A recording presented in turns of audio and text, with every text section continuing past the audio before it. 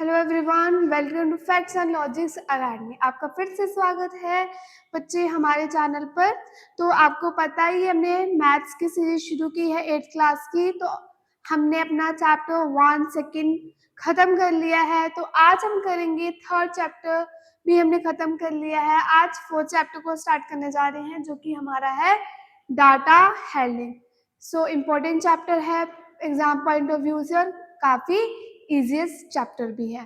ठीक है, तो सबसे पहले हम आज इंट्रोडक्शन देखेंगे अपने चैप्टर की, एंड उसके बाद हम आपको पता है 1 बाय 1 एक्सरसाइज को भी सॉल्व करते हैं, उसके बाद एग्जाम्पल्स को भी। तो देखो सबसे पहले अभी हम सॉल्व करेंगे अपना सबसे पहले इंट्रोडक्शन देख लेंगे चैप्टर की कि चैप्टर में है क्या। ठीक है, सो देख सकते हो चैप्टर है फोर्थ आपका, चैप्टर फोर्थ है आपका डाटा हैंडलिंग इन क्लास 8 की इंट्रोडक्शन। तो बच्चे सबसे पहले आपके सामने है डाटा क्या होता है। ठीक है, तो सबसे पहले आपके सामने है कि डाटा क्या होता है जी। तो आपको पता है डाटा क्या होता है, एनीबडी? यस, डाटा एक ऐसा चीज है, ऐसा इंफॉर्मेशन होती है जो कुछ नंबर्स वर्ड्स और मेजरमेंट या सिंबल्स का डाटा हमारे पास कलेक्ट होता है। जैसे आपने मुझे कोई डाटा दिया, ठीक है, तो मैंने वो कलेक्ट करके रख लिया, तो वो हो गया आपका डाटा। ठीक है, अब डाटा हैंडलिंग क्या है? डाटा हैंडलिंग, ठीक है, सो टॉपिक है डाटा हैंडलिंग। डाटा हैंडलिंग का मतलब जो मेरे पास डाटा कलेक्ट किया हुआ है ना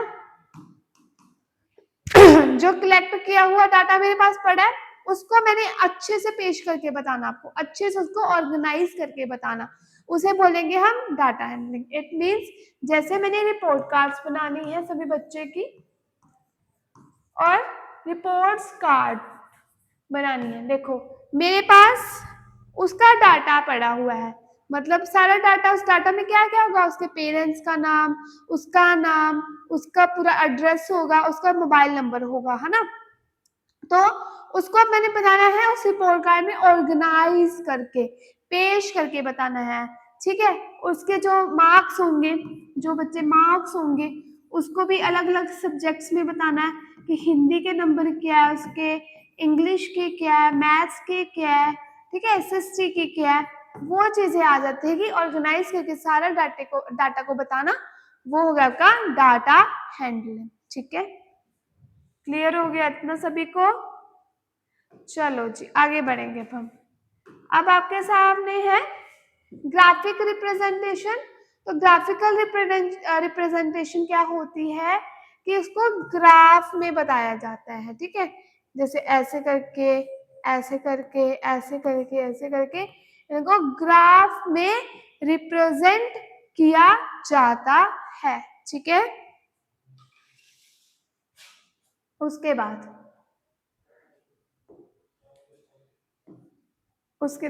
देखो ग्राफ के मैंने बात की, ये इस बार आपके आई थिंक सिलेबस में ये चीज कट हो चुकी है।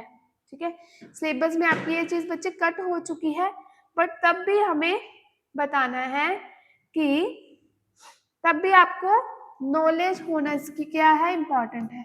ठीक है, नॉलेज होना बच्चे जरूरी होती है एक चीज की। तो बस मैं यही बोल रही हूँ कि आप इसका बारे में भी आप समझ लो अच्छे से। देखो सबसे पहले है कि इतने अमाउंट, इसको जो पिक्टोग्राफ होता है आपका, सबसे पहले आपके सामने आया पिक्टोग्राफ। बच्चे जो पिक्टोग्राफ होता है, ये पिक्टोग्राफ है।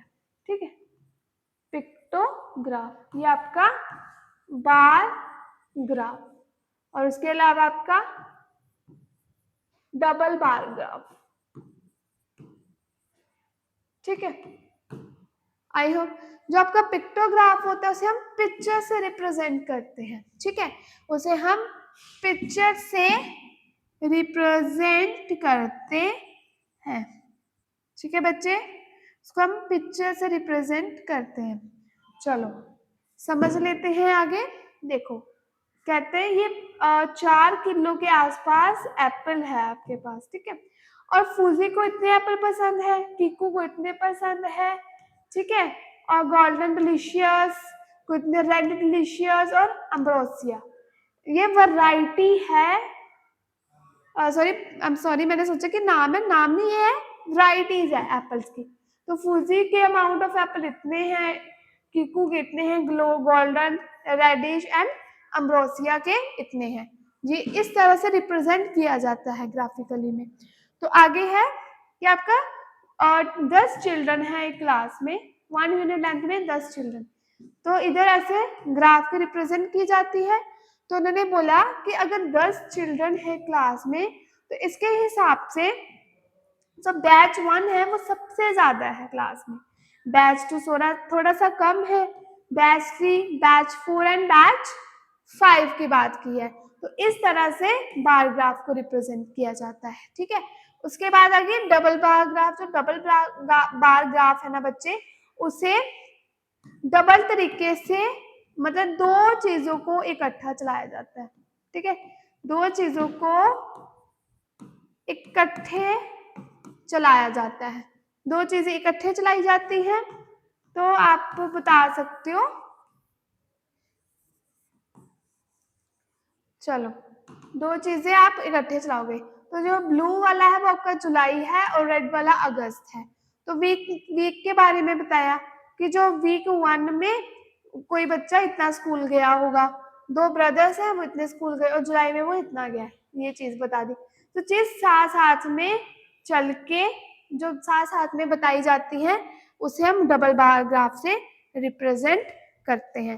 तो इसको प्लॉट करना इंपॉर्टेंट नहीं है, क्योंकि आपके इस चैप्टर में प्लॉटिंग सिस्टम नहीं है, ठीक है। तो इसमें आपको पाई चार्ट की हेल्प से बच्चे बताया जाता है, ठीक है। आगे आपका आ गया सर्कल ग्राफ पाई चार्ट। तो सर्कल ग्राफ पाई चार्ट आपका इस तरह से है, मैं आपको बता दूं कि इस तरह से ये पूरा एक रिप्रेजेंट किया जाता है। जैसे आप बता सकते हो कि एक पूरा ग्राफ बनाया कि जो सब्जेक्ट्स वाइज हम देख लेंगे कि किसी को जो इंग्लिश है वो इतनी पसंद है, फेवरेट है उसका सब्जेक्ट, उसका हिंदी इतना है, उसका साइंस इतना फेवरेट है, उसका पंजाबी इतना फेवरेट है, ठीक है। तो ये इस तरह से आप इसको रिप्रेजेंट कर सकते हो। वो कैसे, इसमें आपको सेंट्रल एंगल निकालना पड़ता है। अगर आपको परसेंटेज में कोई चीज दी हुई है, डाटा दिया हुआ, उसको पहले उसको फ्रैक्शन में निकालो, फिर उसकी परसेंटेज निकालो, फिर उसके बाद ये पाई चार्ट को ड्रॉ किया जाता है। तो आप इसको पढ़ सकते हो कि ये रिप्रेजेंट डाटा सर्कल में बताते हैं इसका, और फिर इसका पाई चार्ट ड्रॉ करते हैं। Graph show relationship between whole and its part, ठीक है। आपको जो ग्राफ में जो डाटा दिया उसको सॉल्व करने के बाद उसका पूरा किसमें, अपने सर्कल में इसको बच्चे क्या करना है, कह सकते हो आप इसको, सर्कल में आपको उसको डाटा को बताना है, ठीक है। और इसको फिर इसके जो देख सकते हो आप, अलग अलग सेक्टर में इसको क्या किया हुआ है, डिवाइड किया हुआ है। तो अलग अलग सेक्टर में इसको आप क्या करोगे, डिवाइड कर सकते हो। और ये पूरा कंपास और डी से बनाया जाता है, ठीक है। कंपास और डी से प्रॉपर्ली इसको ड्रॉ किया जाता है। ये हम पूरा भी देखेंगे, इस बोर्ड पे नहीं बताऊंगी मैं, इससे करूंगी कि आपको, आपके लिए मैं सबसे पहले हम एक टेबल आपको जो गिवन है इसके रिलेटेड एग्जांपल देख लेंगे। जो रिलेटेड टेबल है उसको सॉल्व करके फिर मैं आपको पूरे एक पेज पे, मतलब एक पूरी कॉपी में बना के बताऊंगी कि कैसे पाई चार्ट को ड्रॉ किया जाता है, ठीक है। चलो, उसके बाद है ड्राइंग अ पाई चार्ट। जैसे मैंने आपको बोला कि अगर इंफॉर्मेशन आपको दी है परसेंटेज में, ठीक है। मान लो कि मोहित के नंबर 90% आए, ठीक है। कृष्णा के नंबर 80% आए और दीक्षा के नंबर 40% आए। तो इस तरह का जो डाटा है वो परसेंटेज में आपको दिया, ठीक है, परसेंटेज में दिया हुआ है। तो फिर आप इसको परसेंटेज में पहले फ्रैक्शन में इसकी परसेंटेज निकालोगे, उसके बाद सेंट्रल एंगल निकाला जाता है। एक कंप्लीट सेंट्रल एंगल, एक कंप्लीट सर्कल 360 डिग्री का बनता है, बस उसी के हिसाब से ये दोनों चीजें आपकी निकल जाएंगी। ठीक है, अब हम एक एग्जांपल देख लेते हैं इससे रिलेटेड। तो आपके ये एनसीईआरटी की ही मैंने एग्जांपल ली है, बहुत बढ़िया एग्जांपल ली है, तो आप इसको बहुत इजीली कर सकते हो। देखो फ्लेवर्स दिए हैं, परसेंटेज दिया है, ठीक है, यहाँ से हम ग्रीन बॉर्ड निकाल सकते हैं। देखो एक मिनट, सो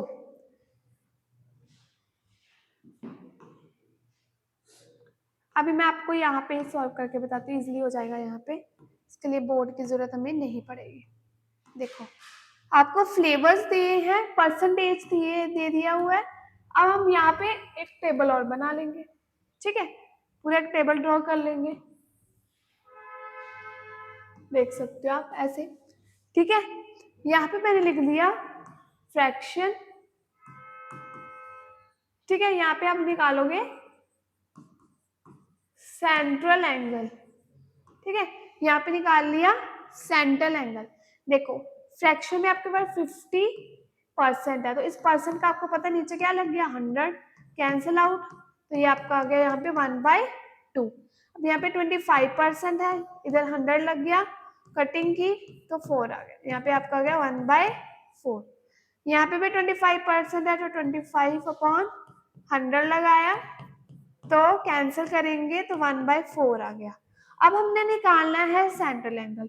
एक कंप्लीट सर्कल आपका 36 डिग्री का बच्चे होता है, एक कंप्लीट सर्कल आपका 36 डिग्री का होता है, तो हमने क्या करना है 1/2 इंटू 360 डिग्री निकाल लेना। तो इधर आपका कटिंग करोगे तो आपका 180 डिग्री आ गया, यहाँ पे आप कटिंग करोगे तो आपको पता है 4 1 जा 4, 4 9 जा होता है 36 और 4 0 का 0, तो 90 डिग्री आ गया। तो इधर भी आपका सेम आ गया बच्चे 360 डिग्री, कटिंग कर दो तो 90 डिग्री आपका यहाँ पे भी आ गया। तो आप समझ सकते हो इस तरह से हमने पूरे चैप्टर में अपने सेंट्रल एंगल निकालने हैं।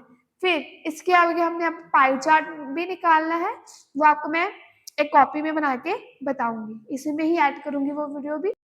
हेलो बच्चों, जैसे मैंने आपको बताया था कि हमने एक एग्जांपल देखी थी पाई चार्ट से रिलेटेड, वहाँ पे हमने अपने टेबल को बिल्कुल अच्छे तरीके से सेंट्रल एंगल फाइंड किए थे। अब मैं पाई चार्ट आपको बना के दिखाऊंगी। देखो मैंने पहले एक सर्कल ड्रॉ कर लिया है। अब देखो मैंने सबसे पहले आपका एंगल में क्या आया था 180 डिग्री, आपको पता है इस डी की हेल्प से हम इसको ड्रॉ करेंगे। देखो आपको पता है कि 180 डिग्री जो है वो आपका एक सर्कल पे स्ट्रेट बनता है, तो आप इधर से सेंटर पॉइंट से यहाँ ड्रॉ करें और फिर पूरी एक लाइन को ड्रॉ कर दे, ठीक है। तो आप देख सकते हो ये हमारा पूरा एक एंगल बन गया 180 डिग्री का। तो आप देख सकते हो ये हमारा 180 डिग्री एंगल बन गया। नेक्स्ट हम देखेंगे आपके दोनों एंगल नेक्स्ट फर्दर जो है वो 90 डिग्री के हैं, और तीसरा भी 90 डिग्री का है। और इसी पे आप देखो जो हमारा 180 पे है उसी पे आप डी को रखोगे, और आपका जो 190 डिग्री का एंगल है वो आपका स्ट्रेट एंगल बन रहा है। तो आप स्ट्रेट एंगल ड्रॉ करोगे, देखो आप देख सकते हो इधर से सेंटर से हमने स्ट्रेट एंगल को ड्रॉ कर लिया, तो ये आपका आ गया 90 डिग्री, ठीक है। तो आपको बच्चे ये 90 डिग्री का एंगल बन गया। तो हमें पता है कि ये 180 डिग्री जो है वो आपका चॉकलेट फ्लेवर का है, तो चॉकलेट फ्लेवर यहाँ पे आपने लिख दिया। ये 90 डिग्री जो वेनिला का निकला था, ये वेनिला, और अदर फ्लेवर्स भी आपका 90 डिग्री, तो जो जो बच गया वो भी आपका स्ट्रेट एंगल ही बना रहा है, तो वो भी 90 डिग्री। तो ये यहाँ पे आ गया आपका अदर्स फ्लेवर। आई होप आपको यहाँ तक बिल्कुल अच्छे से क्लियर होगा, तो आप इसको देख लेना, ठीक है। आई होप आपको ऐसे समझ आ गया कि हमें सेंट्रल एंगल कैसे निकालना है और पाई चार्ट फिर कैसे ड्रॉ करना है, ये हम देखेंगे, ठीक है। सेंट्रल एंगल ऐसे निकालना है, अगर आपको परसेंटेज में डाटा दिया तो आपने पहले फ्रैक्शन का डाटा सॉल्व करना है, फिर एंगल निकालना है, ठीक है। चलो अब आगे बढ़ेंगे।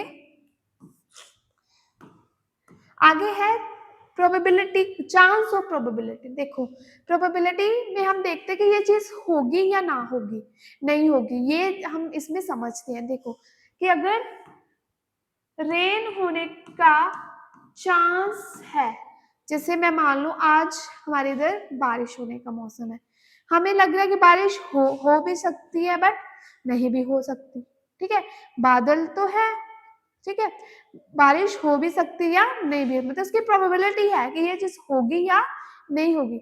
अब मैं ये बता सकती हूँ कि मैं बाजार जा सकती हूँ या नहीं भी जा सकती, चांस है 50-50% के चांस है, तो वही आपकी प्रोबेबिलिटी होगी। ये जो uncertainty time likelihood event will occur, वही कि ये चीज होने का चांस है या नहीं है। उसके बाद आपके में आगे आगे आउटकम्स, आउटकम्स क्या होते हैं कि ये डिफरेंट रिजल्ट्स होते हैं। आपको एग्जांपल दे देती हूँ आउटकम्स की।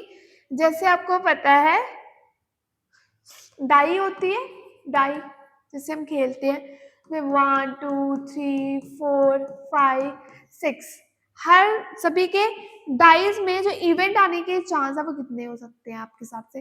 1 भी आ सकता है, 2 भी आ सकता है, 3 भी आ सकता है। तो मैंने प्रोबेबिलिटी निकालनी है कि इवन नंबर ऑफ डाई में मैंने निकाली है इवन की प्रोबेबिलिटी, ठीक है। मैं देखा जाए तो टोटल इसके कितने हैं, टोटल है यहाँ पे 6, टोटल तो आ गया 6, ठीक है। Total number of favourable outcome मैंने निकालने हैं कि इवन आने के चांस कितने हैं डाइस में, तो आप बता सकते हो सिंपल, 2 आ सकता है, 4 आ सकता है और 6 आ सकता है। तो कितने नंबर आएंगे? 3, तो 3 से ऐसे कटिंग कर दो तो 1/2 आपका आंसर आ गया, ठीक है। बहुत इजीली हम इसको निकाल सकते हैं। तो ये आपकी बहुत अच्छी एग्जाम्पल है आउटकम्स की, रैंडमली जो नंबर आए, ठीक है।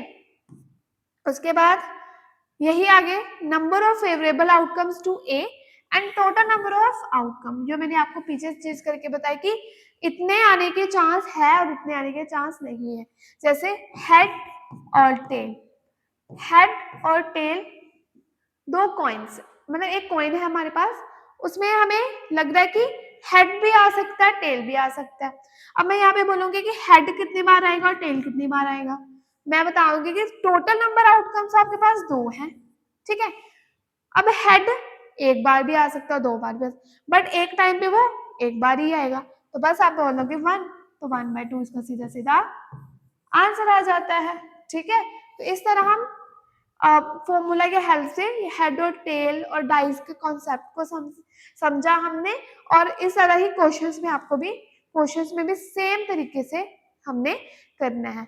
तो बच्चे आपको पता है कि इंट्रोडक्शन जानना चाहते हैं कि बहुत ही इम्पोर्टेंट होती है ना, तो इंट्रोडक्शन आप एक बार ही देख लेना। तो फिर हम पाई चार्ट बनाना सीखेंगे अगले थोड़ी सी वीडियो में, एंड आप उस पाई चार्ट वाली वीडियो को भी प्लीज देख लेना अच्छे से, और वैसे ही फिर हम एक्सरसाइज को सॉल्व करेंगे और फिर एग्जाम्पल को सॉल्व करेंगे, ठीक है। अगर आपको क्लियर हो रहा है, क्लियर हो गया या नहीं हुआ, कोई डाउट है तो कमेंट सेक्शन में कमेंट कर देना, एंड लाइक शेयर कमेंट करना हमें।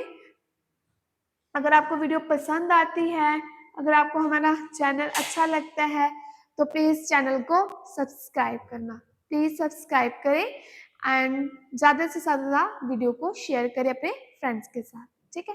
Thank you.